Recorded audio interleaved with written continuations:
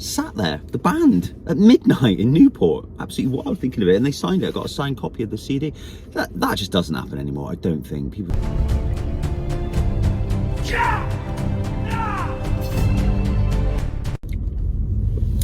Hello world.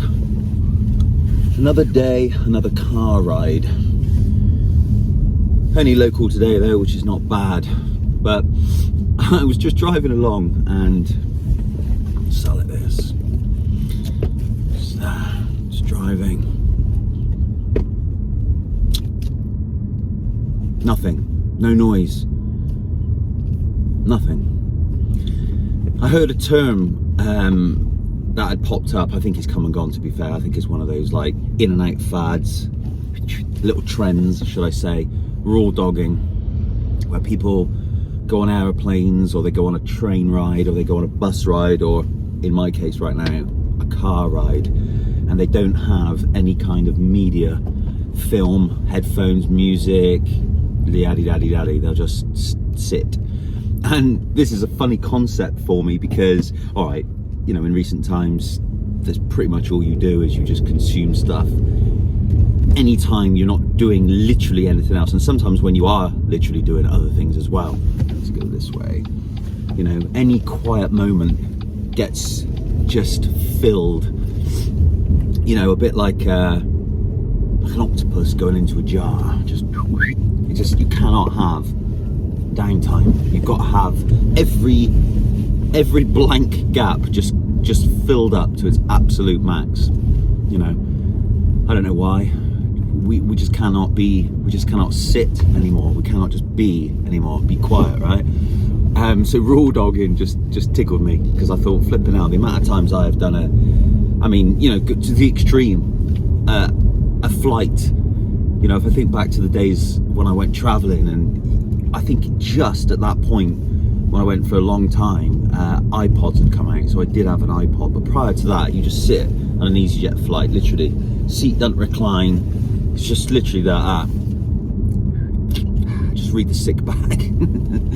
Read the sick bag, and that's it. You know, there was nothing. So it's quite a thing actually these days. If you can do it, it's like a badge of honor. But anyway, it got me thinking about just driving. So I'm just driving here, and I got no music on, and I don't really listen to music anymore. Is the thing, and I don't know when it went. You know, I don't know when it faded out for me, but it's definitely been in the last few years. I think my whole attitude, or probably not only but like many people's relationship with music now is completely different to what it used to be. And I'm obviously speaking from someone who's a bit older, so I might be talking crap compared to younger people who have always got Spotify, iTunes, you know, whatever the platform is these days. I don't know, but you know, if I think back to when I was younger, and with the dawn of like a Walkman, I mean, prior to a Walkman actually,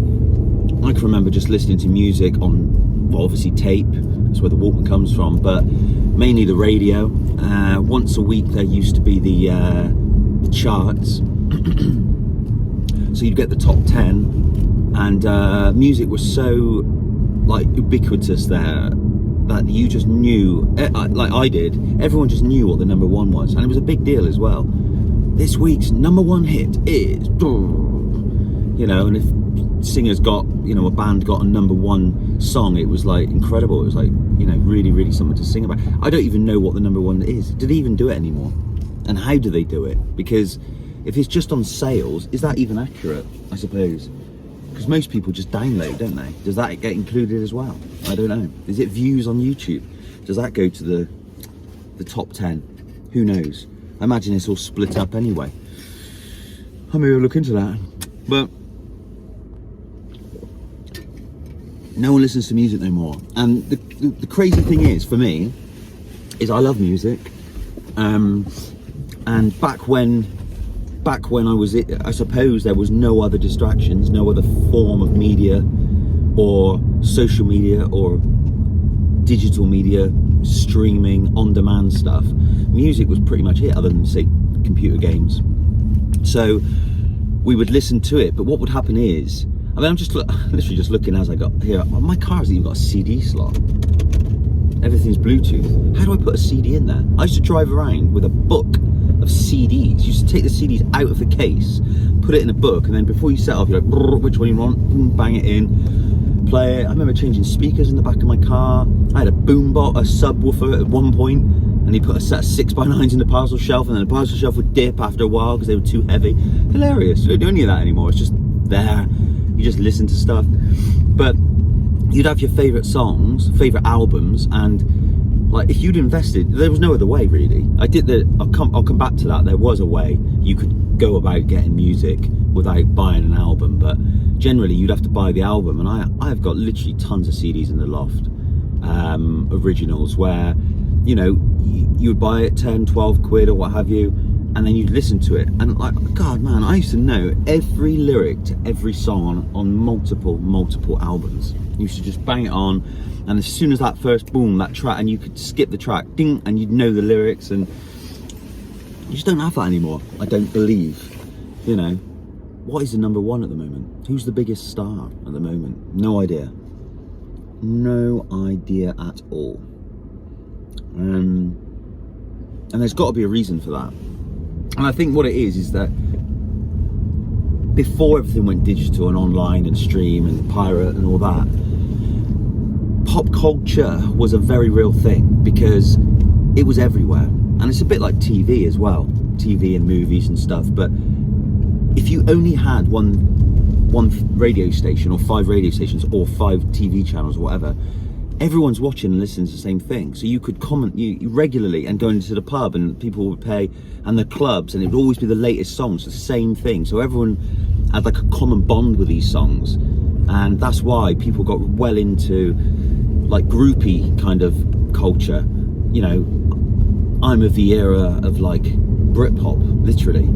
You know, I remember when the new Oasis album came out, and it was like a massive thing. In fact, I remember a Manic Street Preachers album getting released over in Newport on, let's say, a Monday or say a Sunday morning or whatever, but they released it at midnight. And I remember driving over in a little Fiat Uno with a couple of my mates who loved the Manics, and we queued up in the streets, that was a Welsh band, until midnight. And then we walked down with our money, cash, obviously, and we went and we met those guys, sat there, the band, at midnight in Newport. Absolutely wild thinking of it. And they signed it. I got a signed copy of the CD. That just doesn't happen anymore, I don't think. People just don't do that. Yeah. So it's weird, like music's just disappeared. I mean, you know, speaking of Oasis, funny sort of segue into that is that, you know, they came back last year and they did a tour. But as well as the tour, I couldn't get tickets, but as well as that tour, they also released the live version of that performance. You can watch it on YouTube. You can watch it wherever. Now, considering what a big part of my like youth and Britpop and, you know, my growing up was, I could sing every lyric to that band's entire catalogue, 90% of it. I haven't even listened to it or watched it. And why is that? Is it because I don't like them anymore? No, I love them. I love them to bits. But I think it's almost because it's just there. It is there, readily available, and I'm like, catch it again. I could switch this off and play it now. Don't bother. But when it's like exclusive, it's like the scarcity, I think, gives it what it's about. You know, if we removed all possibility of being able to download and watch these things, and I had to go and buy an album just to listen to the new things, well, how else do I hear it? Yeah, it's funny that. It's funny, but yeah, I drive around with no music on. And I think also like the algorithm and all that becomes a problem, because, you know, I've had music platforms, Spotify, iMusic, even like you watch videos or listen to music on YouTube, and it just keeps churning up the same thing. So it knows what you like, it knows what you listen to the longest, you know it works, and it just repeats it to you. So I end up listening to the same freaking songs anyway. So I think the element of choice is gone. I think just ban the algorithm, let you look for it, and then you'll seek things out and you'll find it, and you'll learn what you like and what you want to listen to, rather than some computer telling you watched this or listened to this 3 days ago for longer than this other video, so I'm going to play it to you again, just keep you on there. It's like brainwash, isn't it? You just can't. No choices anymore. But yeah, it's weird. I haven't even got a goddamn CD slot in my car. I used to have a tape player. And I used to have a CD or a radio, like a head unit, and used to pull the whole damn thing out, out of the car. Otherwise, someone would nick it. That's how crazy it was. And then the models got a bit more sort of updated after then. So instead of pulling the whole radio out and carrying it into the pub on a night, or to putting it by the stairs when you went to bed, it was a flip front. So you just press a button and the fascia would come off, like literally thin like a phone, and that was your radio / CD / tape player or whatever. And obviously no one would nick the bass unit, because if they didn't have the front, it was no good. I actually got a stereo nicked where I thought it was too much hassle to take the flip front into the house, so I used to pop it off, and you just get a case for it as well, pop it in the case, and I used to leave it in a little pocket down here, and then some sod broke in, and I come out, I was like, the whole bloody thing was gone. I thought, why have they nicked that? And I opened up the pocket, flipping front was gone as well. Man, things have changed. No one can lick a radio now. I mean, how the hell? It's my entire car. Just ripped the whole dashboard out. Man, I miss the old days. It's the old days, man.